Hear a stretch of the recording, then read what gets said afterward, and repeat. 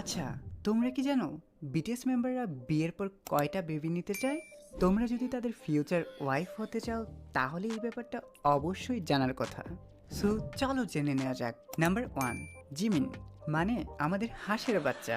সে তো আবার একটু বেশি রোমান্টিক আর মাসুদ, তাই তার বউয়ের খবর আছে। বিয়ের পর সে 5টা বেবি নিতে চায়। নাম্বার 2, যেই হোক, সে বিয়ের পর মাত্র 2টা বেবি নিতে চায়। নাম্বার 3, ভি, মানে আমাদের বদের হাড্ডি।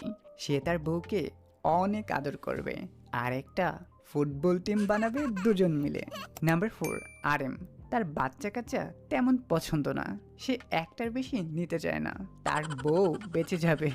নাম্বার 5, সুগা, তারও বাচ্চা তেমন পছন্দ না, কারণ বাচ্চারা তার ঘুমে ডিস্টার্ব করবে, তাই সে কোনো বাচ্চাই নেবে না। নাম্বার 6, জিন, সে খুব তাড়াতাড়ি বিয়ে করবে আর